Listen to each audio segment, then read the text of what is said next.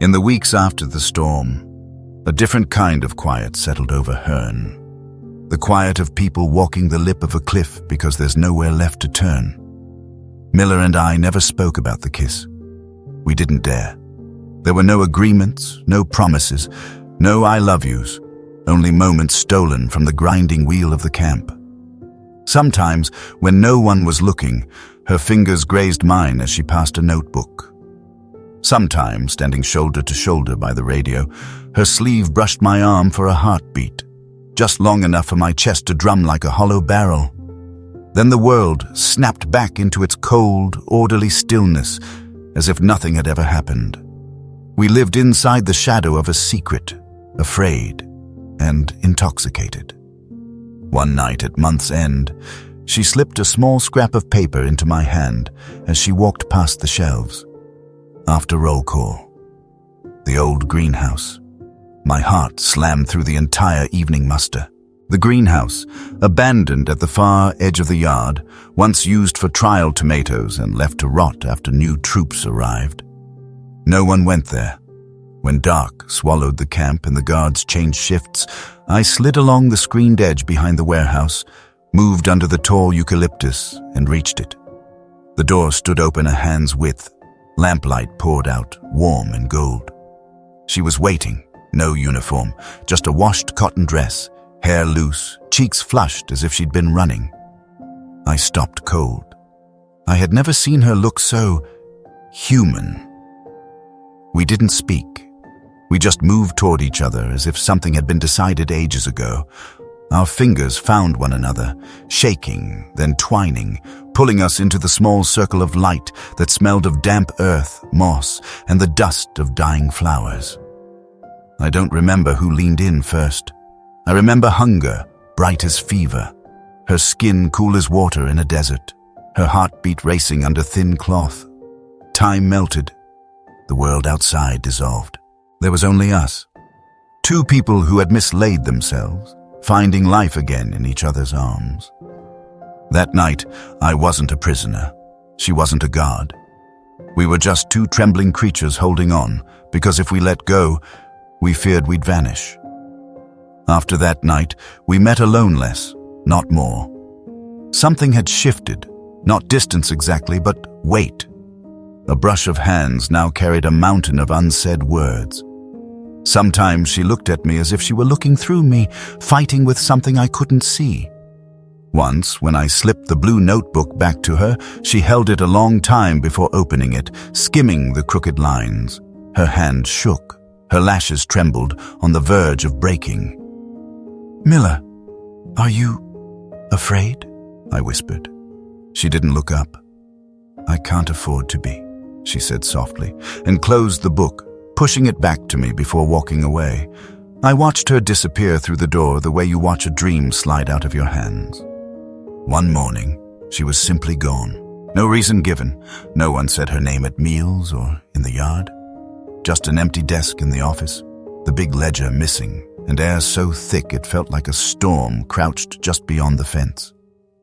I asked Carl, who tended to catch whispers in the duty room. "Transferred into town." "Medical," he shrugged. "Maybe sick." "Sick?" My chest went cold, as if a hand had reached in and squeezed. I couldn't ask more. I wasn't allowed. So each night I lay staring at the barrack roof, crushing the blue notebook until the cover creased, praying in the ragged way of someone who no longer believed, begging for her to come back. She did come back, but she wasn't the same. About 3 weeks later, I saw her step down from a management truck, uniform crisp, face pale, moving carefully, like someone who'd just walked out of a storm. Her gaze slid over the prisoners working the yard, never catching on me, not even for a second. All day she didn't look my way. I didn't dare go near. But that night, an envelope slipped quiet through the crack under my barrack door. No name. Light as breath. Inside was a thin, folded note. The letters shook on the page. "Jakob, I am with child. No one knows. They must never know. M."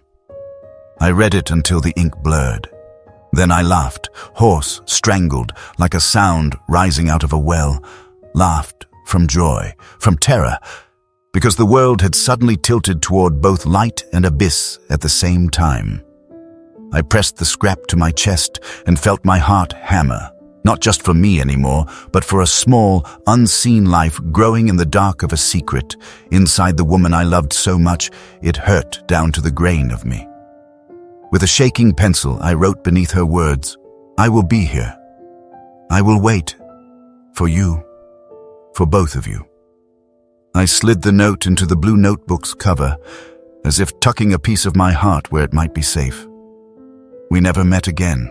3 days later, while I was trimming the grass along the yard, an American officer shouted my number, 2176, pack up. I stared at him. He tossed a transfer order into my chest like a scrap of trash. "Why?" I shouted. No answer. They bound my wrists and shoved me onto a truck with a handful of other prisoners. The Camp Hearn gate slammed behind us with the same dry, metallic crack it had made the day I entered. Only this time, it split my chest open. I screamed her name inside my skull. I twisted to look through the wire at the back of the truck, praying she would run out, call to me, do something reckless. But no one came. Only the empty yard, the barbed wire, the blank wooden doors. As if they had never contained love, or hope, or secrets at all. I left Hearn in silence, carrying 2 living things, a yellowing scrap of paper, and the image of a child who did not yet have a name. The ship docked at Bremerhaven beneath the grey March fog. After more than 2 years in captivity, I came home like a ghost, gaunt, hollow-eyed, draped in a wrinkled old uniform, carrying nothing but a canvas sack and the blue notebook worn thin at the edges. As I stepped onto the pier, the north wind cut through my coat like knives, biting straight to bone. I had imagined there would be people waiting, banners, cheers. There was nothing. Just gulls perched still on the wooden posts, their eyes blank as stone, watching us, the ones who had survived, with the cold, unblinking gaze of creatures who had seen too many corpses to care. From Bremerhaven, I took the train toward Hamburg. The carriage rattled through fields that had once been gold with grain but were now black mud, smoke still rising from piles of shattered brick. Towns that had once been crowded were nothing but scorched concrete shells, windows gaping like hollow eye sockets. Children, thin as shadows, ran along the rails begging for food. I handed them the last few sticks of chewing gum I had carried from the American camp, and felt like I was giving away relics from a civilization already dead. When the train pulled into Hamburg Hauptbahnhof, I couldn't breathe. What had once been my beloved city had become a graveyard of grey stone. St. Nikolai's Church was nothing but its blackened spire. The cobbled streets were buried under heaps of rubble. Smoke, sewage, the faint tang of charred flesh.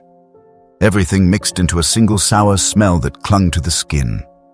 I walked to what had been my home, at number 43 Eppendorfer Strasse. Only one wall stood, slanted like it was whispering secrets in a language no one wanted to understand. The wooden plaque that had once read Jakobshaus was scorched black, its letters crumbled to ash. The neighbors told me my mother had died in a bombing raid in 1943, while queuing for bread.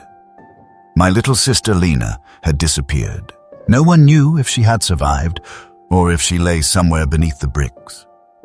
I stood in the ruins, the wind lifting grey dust like black snow. And for the first time in months, I cried, uncontrolled, unashamed. Just stood there and let the tears fall onto my mother's ashes and the splinters of memory. I slept in the basement of a half-collapsed warehouse with a few other returning soldiers. By day, we searched for work, but Germany had no work left for anyone. Factories bombed out, railways cut, granaries empty. People lived on rotting potatoes, moldy flour, and cigarettes rolled from newspaper scraps. Each night I opened the blue notebook, touching Miller's note like a wound that would not heal. I am with child. No one knows. I read it hundreds of times, the words etched into me like cold needles. I imagined the child, maybe a little girl with her mother's brown hair, or a boy with my gray eyes, taking their first steps somewhere beneath the Texas sky, while I crawled through the rubble of Hamburg, hands cracked, belly hollow, heart lost. Every night I asked the same silent questions. Was she safe? Did she give birth safely? Did she keep the child, or have to do something else? Something that broke her so badly she could not write again. There were no answers. Letters between Germany and America were censored, and I didn't know where to send one anyway. All I had was her name. Miller, as common as sand. She had vanished as if she had never existed, leaving me only with an unnamed child that grew inside my imagination, in half-dreams between the echoes of fading bombs. By late 1946, I worked at a railway reconstruction site. The labor was brutal. My hands grew hard as wood, my back ached constantly. But at least I could feel the weight of my body against the earth again. At night, I lay on the plank floor of the workers' shack, listening to the rain tick against the tin roof, pretending it was the sound of her tapping her pencil when she thought, a habit she used to have. Sometimes I dreamed of her standing in a cotton field, the baby in her arms, smiling at me, soft as spring wind. I would run toward her, but I never made it. Always a fence of invisible barbed wire rose up between us, and I would wake, hands still reaching through the dark, desperate as a blind man who has lost his light. In the spring of 1948, with the new currency and the Marshall Plan, Germany began to rebuild. I moved to a boarding house in Bremen and found work in a small machine shop. The owner was an ex-Wehrmacht soldier, quiet like me, asking nothing about the past. We worked silently, repairing gears, levers, shafts, as if by mending enough metal we might somehow mend our souls. I married in 1950 to a gentle seamstress named Greta. We lived politely, no arguments, no heartbreak, but no love either. I never told her about Hearn, about Miller, about the child. I couldn't.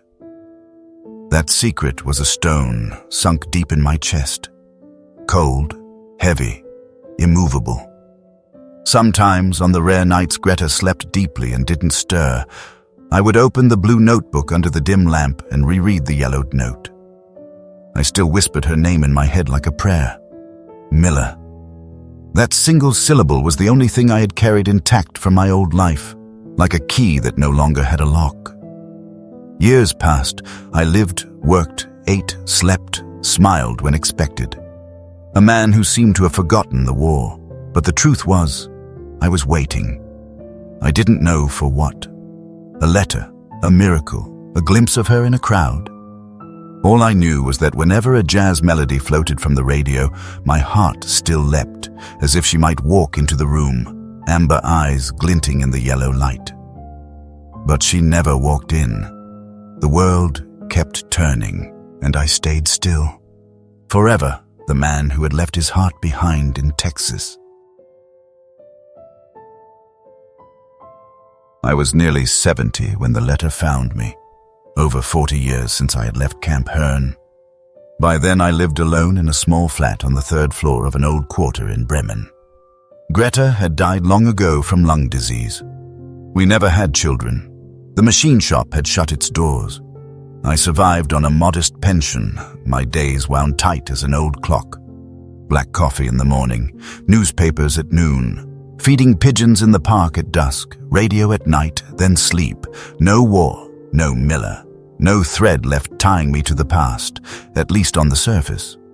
I had learned not to expect. No news, no miracles, no hope of her return. Then one April afternoon, while I was polishing the window glass, there came a knock. The postman, gray and bent like a wind-worn branch, held out a brown envelope.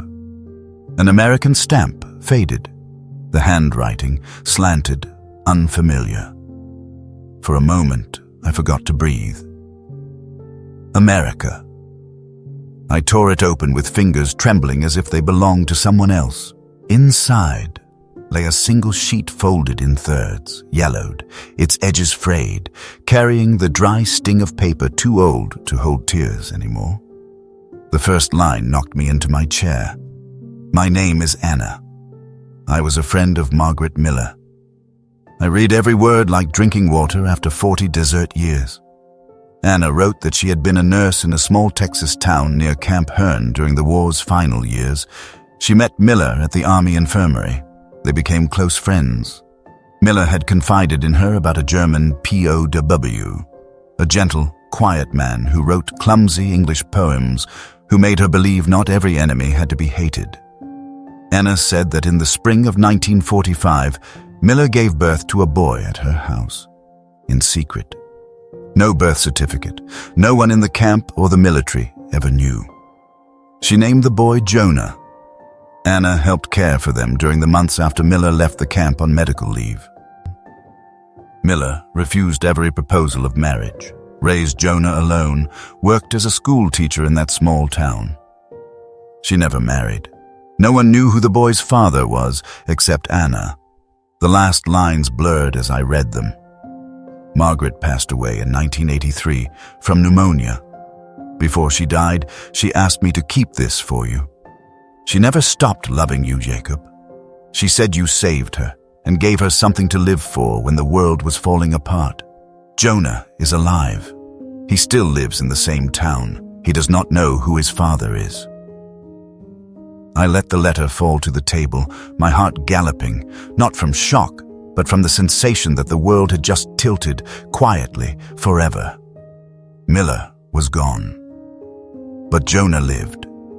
A part of me, the only part that had ever truly been alive, still walked somewhere on this earth, carrying my eyes, my breath, my heartbeat, and had never known I existed.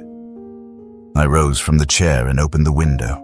April air drifted in, cool and clean, the Bremen sky pale blue, sparrows chattering as if war had never happened. It felt like waking from a sleep too long, too cold. I dug through the drawers until I found my old passport. My hands were trembling, not from age, but from the small flame sparking again in my chest, a flame I thought I had buried with Miller in the ruins of Hamburg. 2 weeks later, I boarded the first airplane of my life. It rose from Frankfurt, cutting through white clouds, and Germany fell away beneath me, red rooftops, silver-threaded rivers. I didn't know what I would say to my son. I didn't know what to call myself. I didn't know if he would welcome me or cast me aside as a blemish. I only knew I had to go, because if I didn't, I would die having never lived. The flight lasted 11 hours. I couldn't sleep. Each time I closed my eyes, I saw Miller's face. Not as she had been young, but as I imagined her old. Hair streaked silver, wrinkles carved deep, but her amber eyes still bright like the night she held my hand in the dark of the Hearn storage room. I remembered every small thing, her voice correcting my clumsy English, her fingers pressing a bandage to my wrist, the smell of rain in her hair that night. Time had flowed on, but none of it had touched those memories. When the plane touched down in Houston, I nearly wept from exhaustion, but when I stepped outside, Texas heat wrapped around me, damp, heavy, like a memory made flesh. I was back in the country that had once been my prison, and the only place I had ever known love. I rented an old car and drove through the night, the highway wide and endless, prairies rolling away on either side, the air thick with the warm, earthy scent I remembered. Road signs began showing the name of the small town from Anna's letter. I slowed, my palms slick on the wheel. The town slept under sparse, golden streetlights. I stopped before a 2-story wooden house with a white porch, the exact address Anna had given me. A pot of scarlet geraniums flared on the steps like something too bright to touch. From an upstairs window, a desk lamp glowed soft and gold. A man's silhouette moved behind the curtain, tall, broad-shouldered, bent over a book. I could not move. My heart slammed against my ribs as if each beat were my entire life crashing into the present. I sat there for a long time, watching the house, the light, the man behind the glass. My son, flesh of mine and Miller's, alive, breathing, so close I could almost reach out, and unaware. I realized I was crying, not from sorrow, not from joy, but because for the first time in 40 years, I felt real again. I took Anna's letter from my coat, smoothed its fragile folds, and read her last line silently like a prayer. Jonah is alive. I folded the letter, slipped it back into my pocket, and drew a deep breath like a man about to dive underwater. Then I opened the car door. I climbed the steps, lifted my hand to knock. It was shaking, wildly. I didn't know what I would say when the door opened. Maybe nothing. Maybe I would just stand there, silent, staring into my own eyes on the face of a stranger. I didn't know I only knew. It was time.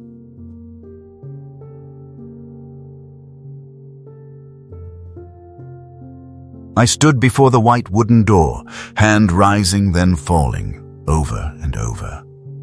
Just a few planks separated me from my son.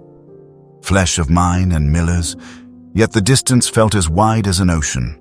I had waited half a lifetime for this moment, and now, with it right before me, I was terrified. Terrified that if I knocked, the world would shatter. Terrified he would look at me with disgust, or worse, with the blank eyes of a stranger. I drew a deep breath, my lungs wheezing like an old bellows. Then I knocked. 3 soft taps. But they crashed like hammers in my skull. Footsteps inside. A latch clicked. The door opened. A man in his 40s stood there. Tall, broad-shouldered, dark brown hair. Gray eyes. My gray eyes. The same color I had seen in my mirror for 70 years. Those eyes nearly dropped me to my knees. He stared, brow furrowed. Yes? His voice low, cautious, the way anyone might speak to an old stranger knocking at their door at night. My mouth opened, but my throat locked. No sound came. I had rehearsed 100 openings, but they all scattered like dry leaves in a gust. I started in German, then forced myself into broken English. I knew your mother. His eyes flickered. My mother. Yes. Margaret. Miller. Her name cut the air like a small sharp blade, clean and aching. His lips parted, then pressed shut, eyes flicking sideways as if rummaging through a distant memory. Then his voice softened, almost a whisper. She passed away. Long ago. I know. I nodded, tears rising like a tide. I was with her. In Camp Hearn, 1944. Silence. The Texas night wind whispered across the porch, stirring the scarlet geranium petals loose from their stems. Finally, he opened the door wider. Come in. The living room was small, warm, washed in golden lamplight. Wooden shelves lined with books, framed photographs straight on the walls. The faint scent of cinnamon tea and old wood. I hovered by the threshold, feeling like a thief stepping into someone else's life. He poured tea, handed me a cup, and sat opposite. His eyes still studied me quietly. Less guarded now, but carrying a fragile caution, as if he sensed an earthquake moving toward him. I gripped the cup, heat biting my palms. There was no way back anymore. I wasn't just her friend, I began, my voice rasping. I was a German prisoner. She was a guard. We met, talked, and then... I faltered, no words gentle enough not to profane what we had. I closed my eyes and exhaled, whispering, she loved me, and I loved her. I braced for laughter, anger, the slam of the door. There was nothing, only silence, thick and taut as a drawn wire. I opened my eyes. He was still there, unmoving, his gray eyes wide. Something shimmered in them, like a small door opening from the inside. "Your name is Jonah," I said softly, almost reverently. "She wrote to me. Said she had you, and that you must never know. You..." His chin twitched as if he'd been lightly struck. He leaned back, released a trembling sigh. "I always wondered," he murmured, voice hoarse. "There was never a father." She never spoke, just said he was gone. I swallowed, my throat paper dry. "I am here now." He bowed his head, hands covering his face. Silence stretched. The wall clock ticked. Each beat hammered into my chest. I thought he would tell me to leave, that I was too late, that I had no right. But then he lowered his hands and smiled. A fragile smile, wet at the corners, but truer than anything I had ever seen. "Your eyes," he whispered. "They're mine." I laughed, a sound breaking like ice thawing. And then I wept like a child, sobbing, shoulders shaking, tears spilling down my wrinkled cheeks and into the cooling tea in my hands. Jonah rose, came around the table, and knelt before me. He set his hand on my shoulder, large, warm, steady, the hand of a man who had lived his whole life never knowing whose blood ran in his veins. And he said softly, "I know now." I gripped my son's hand. For the first time in nearly half a century, I felt I had truly come home. We sat side by side for hours. I told him about Miller, her amber eyes, the jazz music, the night of the storm in Herne, the blue notebook. He listened as if drinking every word, smiling when I mentioned how she tapped her pencil when thinking. "She still did that," he chuckled, "even when cooking." He led me through the house, showed me photographs of her. Hair silvered, smile gentle, eyes still bright. And of Jonah as a boy, brown-haired and dimpled. I looked at those pictures like pieces of my own soul I hadn't known I had lost. That night we sat on the porch, warm wind stirring, the sharp green scent of geraniums in the air. Jonah handed me a cold beer, his eyes soft, as if he had known me all his life. "Why did you come?" he asked. I looked up at the Texas sky, where stars hung like 1,000 shards of memory. "Because I couldn't die without seeing your eyes." He said nothing, just laid his hand on my shoulder and squeezed. We sat there a long time, needing no more words. I thought of Miller, the woman who dared to love in war, who bore a child in secret, who raised a good soul from ashes. And I whispered silently to the stars, "You did it, Miller. He's alive, and he's better than anything we ever dared dream."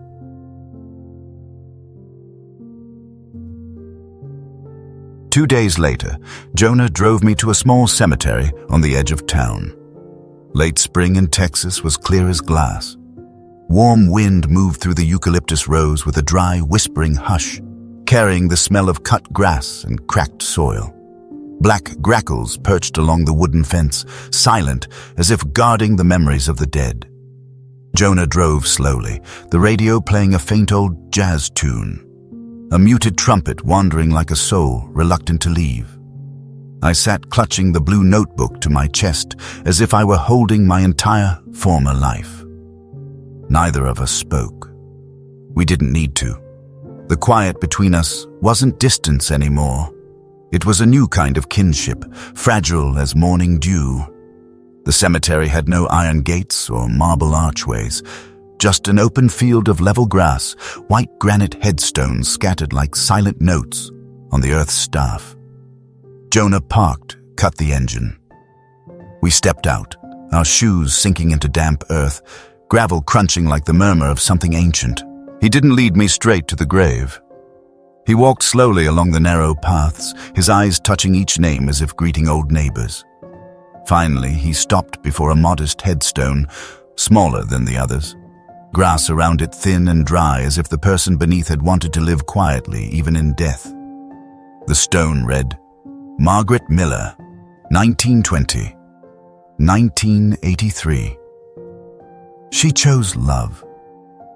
I knelt. My knees pressed the soil, my palms the cold stone, and the world disappeared. No sky, no wind, no Jonah beside me. Only me and her. I thought I would cry, but no tears came, only a strange weightlessness, as if my heart had finally laid down the burden it had carried all these years. I traced the words. She chose love with trembling fingers and remembered everything. Her pencil tapping the desk, her amber eyes in the golden light, her low voice shaping each English word for me, her gentle hand pressing a bandage to my wrist in the dark.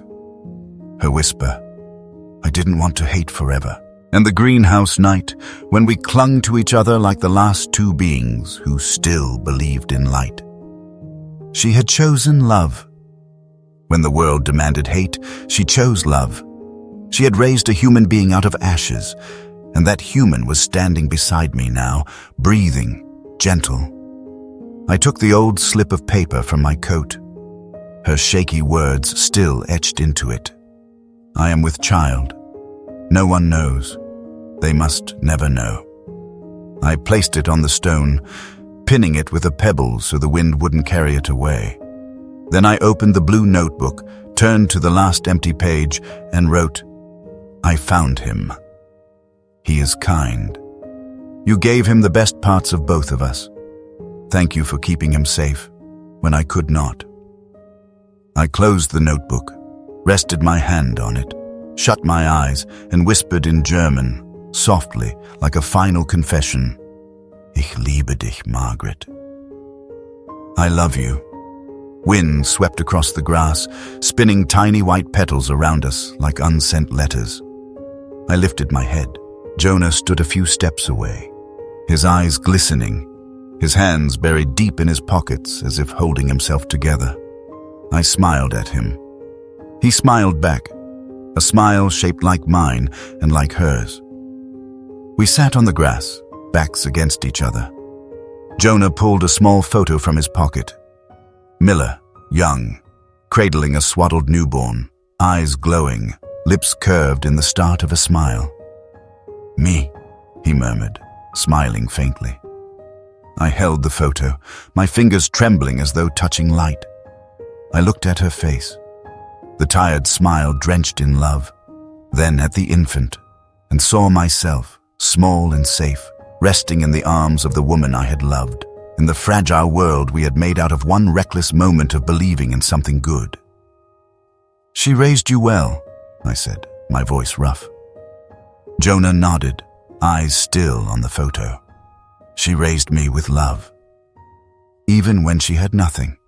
The words caught in my throat, because I knew that was who Miller had always been, choosing love, even when there was nothing left to hold on to but a breaking heart. We left the cemetery as the sun tilted west. Our shadows stretched long across the grass, merging, splitting again, like past and present learning how to exist together. On the drive back, Jonah left the radio off. We rode in silence. Not the cold silence of the old years, but the gentle silence of two people who had just laid the last stone on the grave of a dream that had never truly died. As we turned onto the town road, Jonah spoke suddenly. She used to sit on the porch every sunset, always looking at the horizon. Maybe she was waiting for you. I looked toward the horizon, glowing scarlet like a luminous scar, and whispered, she waited long enough. Now, I'm here. That night, Jonah laid out a small mattress for me in his study. When I turned off the lamp and lay staring at the wooden ceiling, for the first time in over 40 years, I heard no bombs, no sirens, no barbed wire in my dreams. Only Jonah's footsteps on the porch, the soft click of the door, and the red geraniums rustling outside the window like her lullaby. I closed my eyes, the blue notebook tucked beneath my pillow, and whispered into the dark. She chose love, and now, so will I.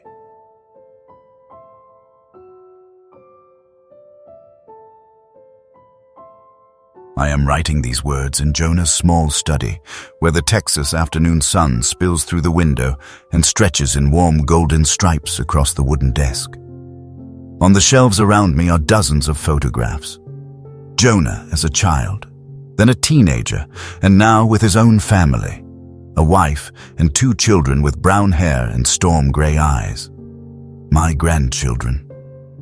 The blood of Miller and me, running, laughing, ringing like silver bells out in the garden.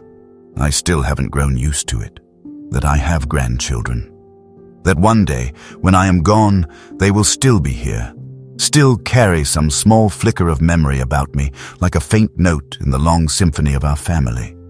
And perhaps a little piece of Miller, too, the grandmother they never knew, but the reason they exist at all. Last night, Jonah asked me, "Do you regret anything?" It took me a long time to answer, because the truth is, yes, I regret every second I didn't dare to believe. Every day I didn't look for her sooner. Every moment I let fear keep me behind the wire while my son was growing up across an ocean. But then I looked at Jonah, the man who was once that unnamed child, sitting beside me in the warm lamplight, smiling gently, his gray eyes quietly glowing like hers, and I knew nothing is ever truly lost. It just takes the long way home. I think of Miller now more than ever, but not with pain anymore. The ache is gone. What remains is a garden. I tend it each day with memory, with gratitude, with the way I love what's left around me. I understand now.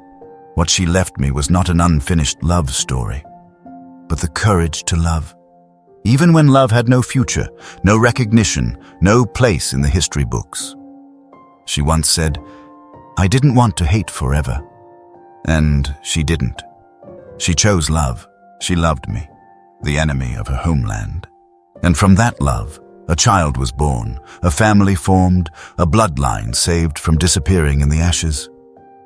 Sometimes I tell Jonah about the camp, about the roll call sirens, the barbed wire, the nights so lonely they nearly drove me mad.